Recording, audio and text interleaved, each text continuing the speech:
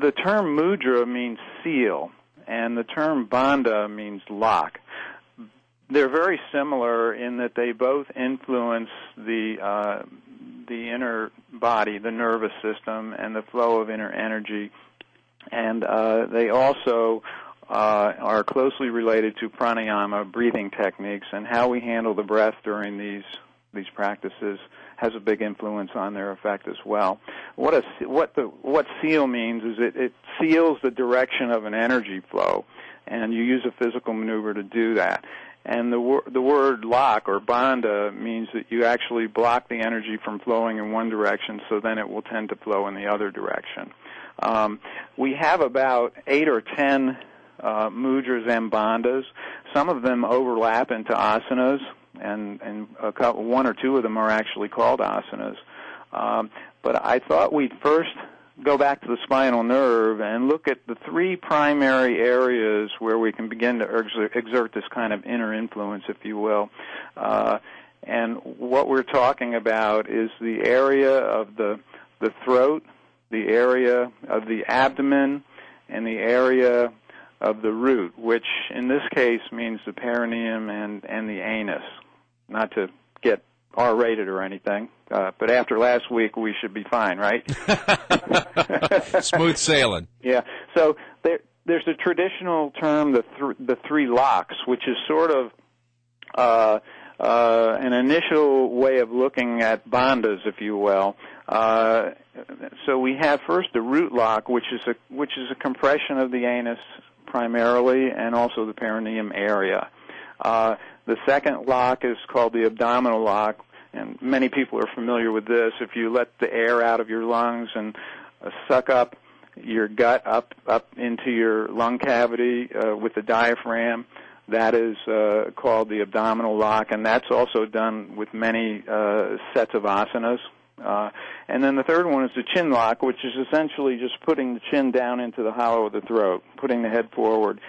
Now, these are not practices that we do in this way exactly in the AYP routine, but in traditional yoga systems, these locks are used together and along with the retention of breath inside to force the awakening of Kundalini to come up the spine. But we don't take that approach in AYP, but I thought I would just mention the 3 locks because anybody that studies mudras and bandhas are going to probably run into those first. The way we do it in AYP is we begin first incorporating the root lock or the compression of the anus during spinal breathing only.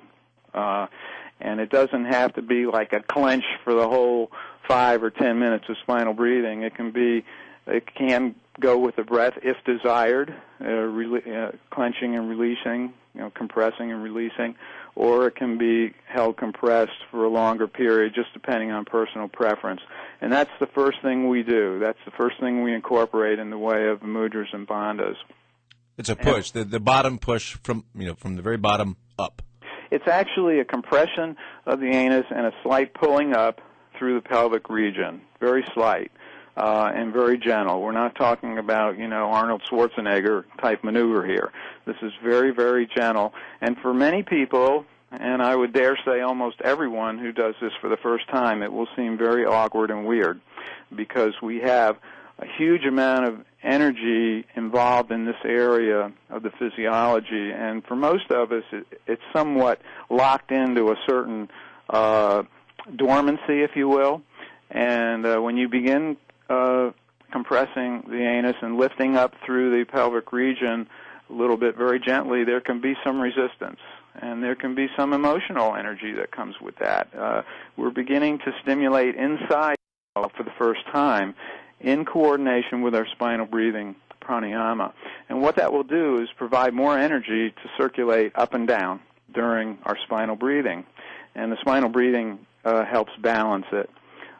So that's the first one, and, we do that in our daily routine for some period of weeks or months or even longer until it becomes comfortable. And then the next one that we introduce is actually one that I haven't mentioned yet, and that's something called Sambhavi, which in English means the third eye seal, where we gently raise our eyes to the point between our eyebrows while we are doing spinal breathing and while we are doing the root lock practice. So they actually cross a little, is that what you're saying? Well, I don't like to use the phrase cross or the word cross because it's really more of a lifting. And if you lift the eyes and you're doing spinal breathing between the point between the eyebrows and the perineum, as we discussed 2 weeks ago, the eyes are going to naturally tend to go toward the center.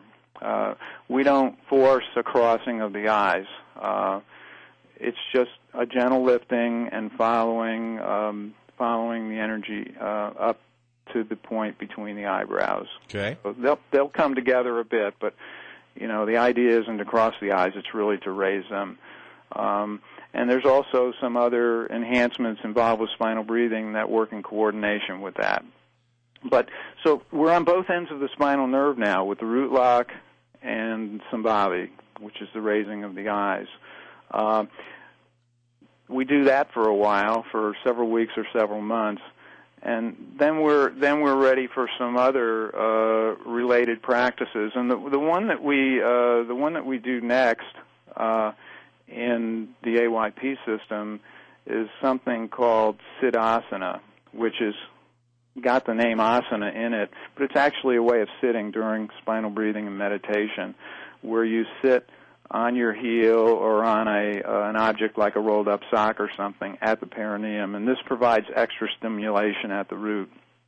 And this is actually a tantric practice because it does tend to liven up the sexual energy in the pelvic region, and it provides more energy to go up and down the spinal nerve during spinal breathing, and then later on that energy will still be there during meditation and out into activity. But it won't be quite so wild, because That's right. The word you use a lot in the beginning is clunky, and it's a little hard to pay attention. When you kind of want to wiggle a little. Yeah, and it's something that should be approached very gradually and very gently, and not forcibly. It's actually a tantric technique in that it involves the cultivation of some sexual energy during practice. But once one becomes used to Siddhasana, it's not really sexual or uncomfortable at all. It becomes blissful energy circulating up and down through the nervous system, through the spinal nerve. So there we have three practices that we're adding on, and we also do some work with the chin lock. Only in the case of AYP, we do a dynamic version of it. Which is also an advanced version of it. It's not something you start out with, is it? Actually, we do. In AYP, Okay. we begin with what we call the dynamic chin lock, or dynamic jalandhara, if we can put it into Sanskrit. And that comes way later, after we've become stable with the root lock and the Sambhavi and the Siddhasana. And chin lock is what comes after that. We also have several other maneuvers that work in the head, and I'm not sure if we should get into all the details on those, but we can certainly cover them in a sort of an overview way. Several weeks ago, somebody called in and asked about the tongue going to the roof of the mouth during spinal breathing, and at that point we mentioned a mudra called Kichari mudra, and that's something that can happen automatically with many people during spinal breathing, where the tongue just naturally goes up to the roof of the mouth. And as more energy is circulating, the tongue will actually tend to pull back further and further on the roof of the mouth.